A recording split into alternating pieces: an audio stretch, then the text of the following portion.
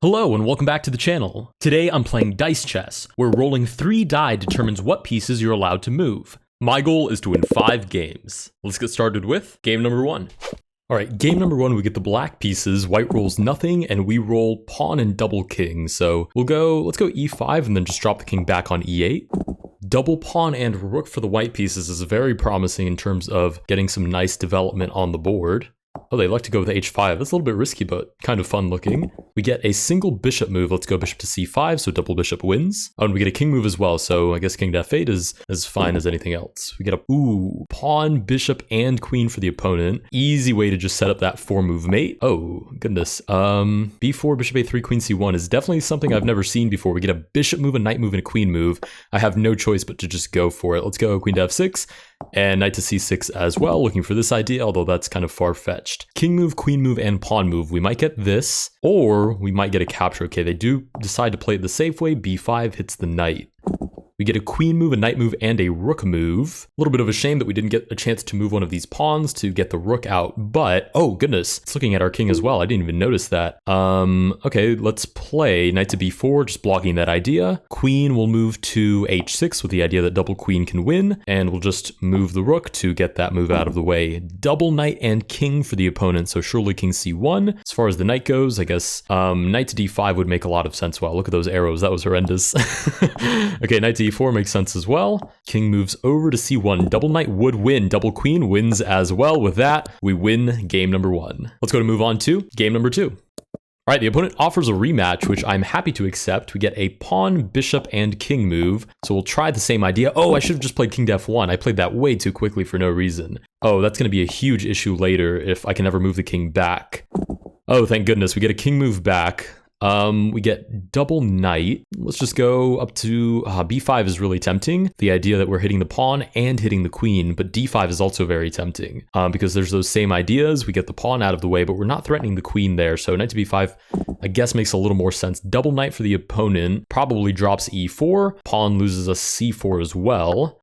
And we get a pawn move, a rook move, and a queen move. So obviously we're going to move one of these side pawns so we can develop the rook. And as far as the queen goes, we could go queen to h5 looking for this. We could also just go queen to e2, but the problem is that doesn't set up any winning ideas. I'm just not excited about queen to h5 because something like double pawn immediately drops the queen, and that's just so unnecessary. Opponent gets king, queen, and rook. I'm not really sure they can do much with any one of those single moves. I guess the king move is quite helpful because there's no more double knight ideas, but double rook or double queen does win here. We get a knight move, a pawn move, and a king move.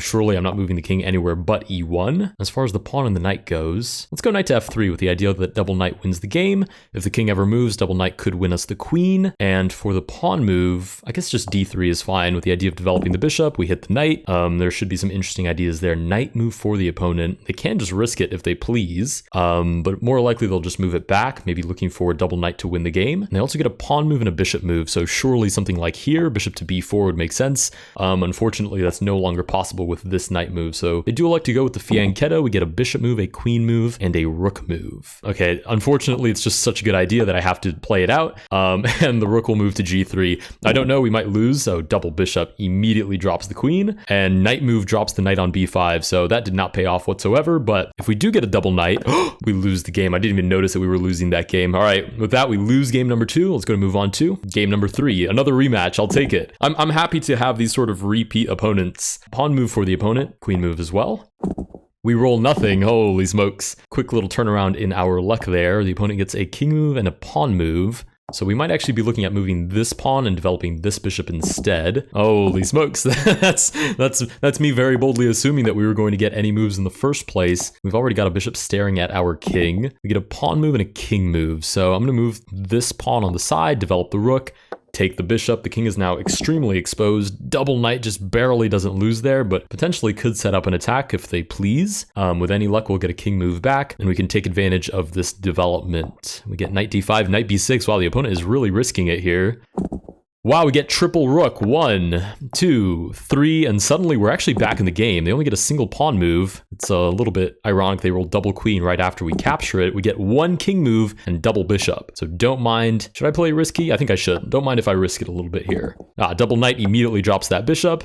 And they get a pawn move as well. If we could get double queen, that would be spectacular, but we get a knight move instead. Unfortunately, none of these are particularly promising, but I guess this is fine, looking to take that knight on e5. Knight move, pawn move, and king move. Very likely they will probably just take here on c6, maybe on f7, because the only piece that can recapture is the king. So if I don't recapture, or rather if I don't roll king, and they roll knight, they could win a queen, but wow, oh, they go with the much safer knight to c4. I guess with the idea that double knight does win in that position, we get a single king move, which is quite terrible. I don't know how I feel about the fact that our king is the most active piece at the moment. The opponent rolls king and bishop, and we roll triple pawn. Oh, that's pretty good, actually. Okay, let's start by getting rid of this knight. For the last move, I guess moving this pawn makes the most sense. I'd love to develop the rook, but I just get two different pieces developed from this single move as opposed to the single rook. Double king for the opponent, decides to return it to f1. We get a queen move. Let's go here. A bishop move will pick up a free bishop, and a king move. I'm really not sure where we're optimally placed. Probably on e7 if I had to guess. I don't really want to move to the back rank because there are ideas of like triple rook, although I guess triple rook would win the king here anyways. Yeah, but then you've got like this open file. I mean, it just feels safer on e7 anyways. Ooh, double knight, don't mind if I do. Does that actually win material or does it just look nice? Unfortunately, I think it just looks nice, but we'll develop this knight, even though this could win us 2 pawns in a row. I'd like to have the idea that we have tactics with the rook. Get another knight move, so knight to e4 looks like fun. And for the queen move, this is kind of risky to be honest, because if the opponent rolls double king, we immediately lose it, but maybe double knight makes up for it. I have no idea. Let's give it a try. Oh, I'm one to say it looks risky and then play it anyways. And it paid off on this one. With that, we win game number 3. Let's go and move on to game number 4. Who was that? Hello? All right, game number 5, we get a rematch. The opponent rolls absolutely nothing, and we do as well. The opponent rolls a pawn, and they can either develop a bishop or a rook. They seem to go with the rook idea instead. We roll a pawn and double bishop. Oh, wait, that's huge. Let's go here and pick up the queen. I don't love that double bishop loses, but I feel like it's worth it. The opponent rolls pawn and bishop, and ironically queen as well right after we pick it up. I feel like this game has a good sense of humor. We roll bishop and double knight. You know what? We're already risking it. Might as well continue. We'll play knight to d7 and knight to f6, develops the knights, protects this diagonal from any funny bishop ideas. And we do drop that bishop after all. We get a rook move, which is kind of a shame since we don't have any open files, but we'll try this. With the idea that double pawn can open up a file and look at the king. Okay, we get a double knight move. Does that win? No, it doesn't win the game, but we can play c6 now. As far as double knight goes, what's my best shot here? I guess, I don't know. I mean, here's the thing. I could take on d5 looking for b4, which does hit the king. Or I can take on e4, take on f2, looking to trap the rook. But honestly, I think just going for the victory just makes more sense. Okay, the opponent only rolls a single knight. If we roll knight on the next turn, it immediately wins us the game. Oh, no rolls at all, and the opponent rolls king. Absolutely horrendous. They'll probably go back to d1. Bishop could take on f7. Oh man, this might turn around very, very quickly. We roll pawn, queen, and rook. This is abysmal. Okay, we have to play for the win here, so how do we do that? Let's go pawn, queen, and rook to d8, lining it up with the king. This is a huge risk. Oh man, that bishop is just sitting there. The opponent still can't move it. Knight to e5 or rook to e5 would be a huge play for the opponent here. If I can just roll king, maybe even double king, I'd be so safe. Oh my goodness, we roll knight and double rook wins us. Game number 5. We now have 3 victories under our belt. Let's see if the opponent offers a rematch. It seems they've had enough of our shenanigans, so with 3 victories, let's go and move on to game number 6. All right, game number 6. With the black pieces, opponent rolls triple pawn. Holy smokes, I hate that. That's so bad for us. Oh, look at that. They decided to grab the whole center. It's a little bit risky, though. Opens up some lines. I guess it's not an issue if I can't make any moves. King to e2. Give me pawn and double bishop, please. Oh my goodness, no moves again. Single bishop move for the opponent, so any of these developing moves is probably reasonable. We get a pawn move and a bishop move, so naturally I'm going to play this, and then I'm going to regret my decision immediately after, because now I have to play king d7. I don't think I had a much better sequence, though. Double bishop probably drops the queen. But we're still staring at the king. We roll pawn, knight, and king. So naturally, I'm going to take back the bishop. With my pawn, I'm not really sure what to do with my pawn. Let's start by developing this knight, and let's go e6. I think right now the center is fine. The pawns all kind of hold each other back. The odds of rolling so many pawns again in a row is very, very low, so I'm going to prioritize developing my pieces. The opponent rolls queen and pawn, so probably one of these captures is incoming unless they decide to, try to develop one of these pieces. We do get queen to a4, developing the queen. We're still staring at the king, so f3 would make a lot of sense. g3, I can't believe they decided to play that anyways. That seems a little bit insane, because if we roll bishop, we win the game. but oh my goodness, we rolled double king instead. Okay, what's the safest spot for the king here? Probably still on d8, to be honest. Or, ooh, king c8 would have been a little more optimal because there is this idea of double queen, although that's pretty unlikely. Opponent rolls knight and bishop. It would be insane if they decide not to move the king. Okay, they do in fact move the king back. We now would need triple knight if we want to pick up this game. Oh my goodness, but we are blessed with another double king move. Okay, this time let's put him on c8. And for the pawn move, I guess h5 defends the bishop. Possibilities of developing the rook, but this is already quite losing. I wonder if they'll play anything crazy like queen takes c6. It's not a totally insane idea. The only piece that could recapture is the pawn. But I feel like this opponent generally plays things a little bit safer, minus that extremely risky leaving the king on e2 move. We'll see what they elect to do here. Queen back to b3. Yep, they are indeed a much safer player. We get, ooh, pawn, but I am not. Rook and king. And with any luck, maybe we can somehow pick up some free pieces back here and even the king. Single king move for the opponent has to move somewhere where double rook can win the game. Potentially double knight, depending on where they decide to move. We get a rook move, a knight move, and a bishop move. Oh, they tempt me. How can they do this? I have no choice. I do have a choice, but I want to risk it. We're just gonna line everybody up looking at everything. Oh, and double queen loses us game number 6. We still only have 3 victories under our belt. Let's go to move on to game number 7. All right, we get a rematch for game number 7 against the exact same opponent. We get a single knight move, and I always like to start with this knight to c3 idea, because in theory, triple knight could win the game. The opponent gets queen, pawn, and king.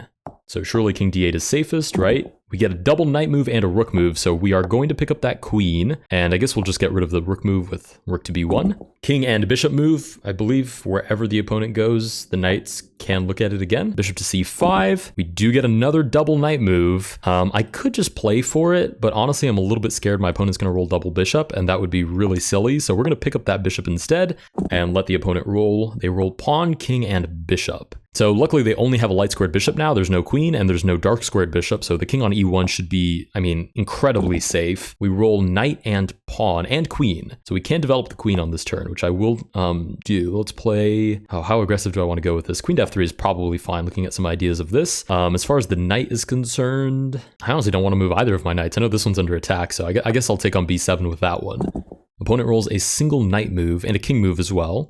So basically, very, very high probability we win this bishop on the next turn. Oh, they decide to double down. If I roll double knight or double queen, it's over though. Oh, I roll a single queen, a pawn, and a bishop. I'm gonna play it safe. I'm gonna take this. As far as the bishop is concerned, let's play bishop to d3, I guess. And for the queen, I really don't even want to move the queen, but I don't have a choice. I guess queen g3 is as good as anything else. Queen g3, double knight could win the queen. Okay, we'll go queen to h3, although I really don't like this position in general. Double knight, thank goodness we played queen to h3, because that would have lost us the queen right there. There are ideas of centralizing the knight. There's also the idea of just developing with that second turn. Okay, that's what they decide to go with. We get a queen move, a king move, and a rook move, so we could actually castle here. Let's do that. We castle. Oh, it's so tempting to just risk the queen, because she's really not doing anything else. Let's go for it. Queen takes. Let's go for it. The odds that I don't roll a double of some kind that puts me in a really good position is very, very low. The opponent gets a king move, so they can either take and walk into the check, or they can back off. Ooh, they do walk directly into the check. This is very bold.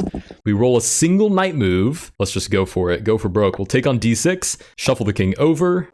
Opponent rolls king and knight. We'll see how they use these turns. They can take back here. I'm not sure what the knight does. Knight to e2 is super risky. We roll double bishop. That doesn't win us the game. So we'll just take, I guess, move the bishop. Bishop back to d1 is probably fine. King to g1 with the idea that we're lining up both of these bishops, basically cutting off the king. There are ideas of eventually moving the pawn and looking at this file as well. We roll a pawn and a bishop, and that is enough for us to win game number 7. We now have 4 victories under our belt, and they do want a rematch. Don't mind if I accept. We get the white pieces again. Oh goodness, pawn and double king. Okay, we'll go e4 and then drop the king back on e1. Seems to be the safest bet here. The opponent rolls pawn and double queen. Do it. You know you want to. You know you want to. You want to play queen to f6 and you want to take on f2. Don't deprive yourself of these adrenaline rushes. You know you want to.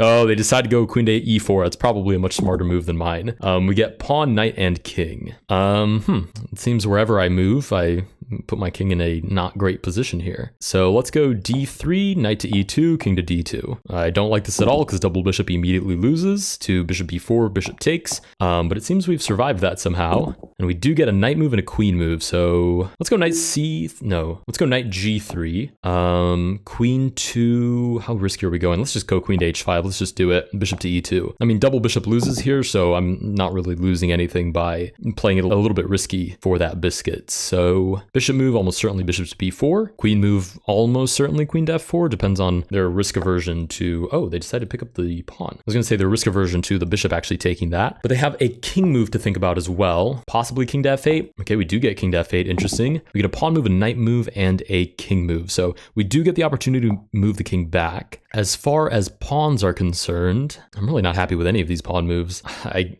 Let's see, a3, I guess. Maybe c3 is a little bit more safe. And for our knight move, let's just go knight to d2, I guess. We'll see what the opponent rolls here. There's a lot of opportunities for really bad positions in a few moves here, for me, I mean. But there's also the possibility of something insane happening, like double queen, and then the game ends in a turn. Double pawn. There's some pretty scary ideas here. And they get a queen move as well. Oh, we just lose the queen outright. Oh, I mentioned that in an earlier game as well. We roll pawn, rook, and bishop.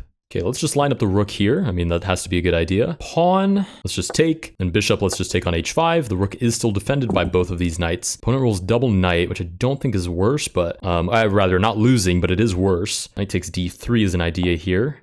Oh, they decide to take the bishop. We are still staring at the queen, so there's still hope. We roll a single pawn move. How generous. How generous. I don't think any of these pawn moves make a big difference. Let's go a4 with the loose idea of maybe developing the other rook at some point, but we'd have to survive so many moves that even that is unlikely. Queen, pawn, and king for the opponent. It really depends on how risky they want to play this, because they can just play this, but I don't know, it's a little bit scary. They could even take the rook. Wow, they do go queen to e2. That's kind of insane. Wow. We do get a rook move, we do get a pawn move, we get nothing to do about this queen. Let's just go rook to e1, because if they roll a queen, it's losing anyways. If they don't, maybe there's a fighting chance. Let's go pawn to b5, I guess threaten the knight.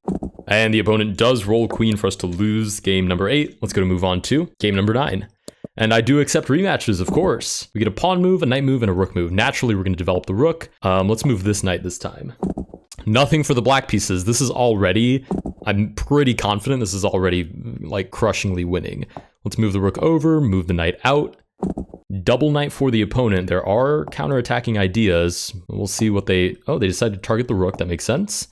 We roll triple pawns. Holy smokes. We'll pick up that knight. And for the last pawn move, I mean, I can really play whatever I please here. Let's go b3. There's no reason to move these pawns since I've got all my pieces in front of the king anyways. This bishop can develop through the side. They get a double rook move, which is honestly quite a shame. We get a double bishop move, so of course I'm going to sacrifice it. And we get a knight move as well. So knight to d5 with double knight ideas.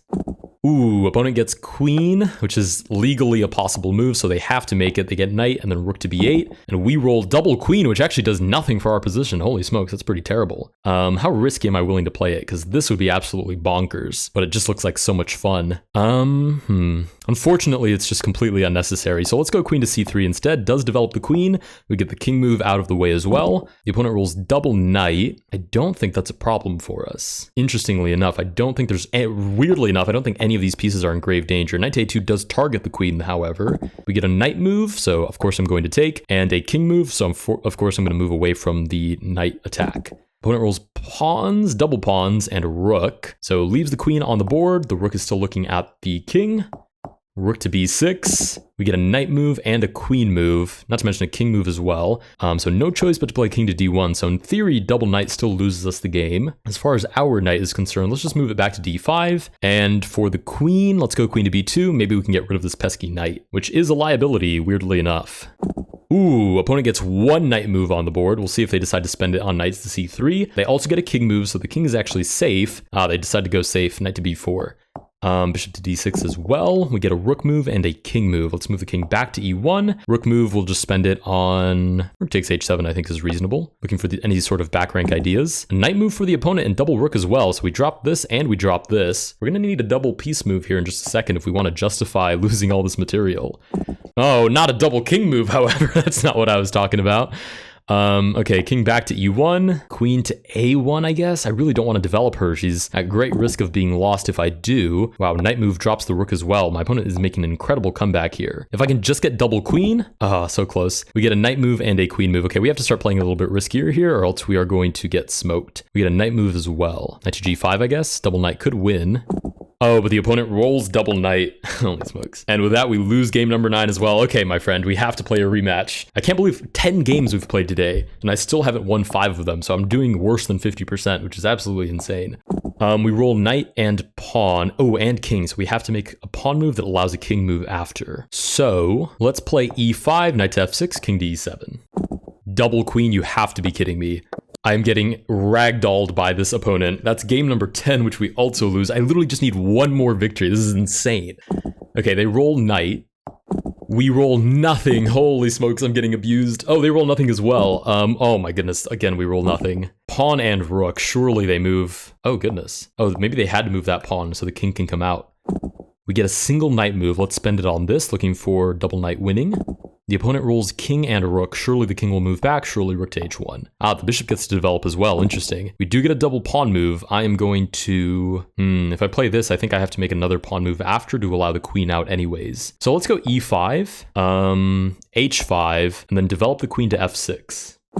Knight, bishop, and king for the opponent. So king will surely end up on f1.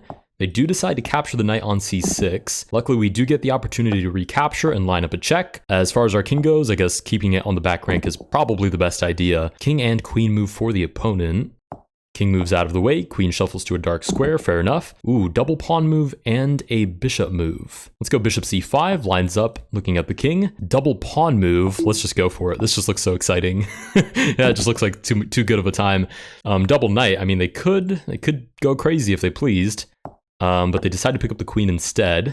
We get a pawn move, a rook move, and a king move. So let's go ahead and take. I mean, that's kind of the whole point of playing that. Let's take on h2 as well. I guess we should just move the king out of the way, further from enemy pieces. Double knight move doesn't lose the game for us, which is amazing. Thank goodness we had the king walking away from the center of the board. But double knight does drop the rook on h2. It could also drop the rook straight away and then drop the knight on g8. If we can just roll pawn and then a different piece, we might be able to win this. Oh, pawn and king, but you can't promote to a king. So we will take, promote to a queen. We have rolled queen, so we do win. Game number 10. That is in fact, or rather game 11, that is our 5th victory. I will decline this rematch because we have gotten all 5 of the necessary victories, and I can't believe that we did it with a pawn promotion as well. If you guys did enjoy this video, please consider liking and subscribing. Let me know down below what opening strats you guys use for Dice Chess, and I will see you guys in the next one.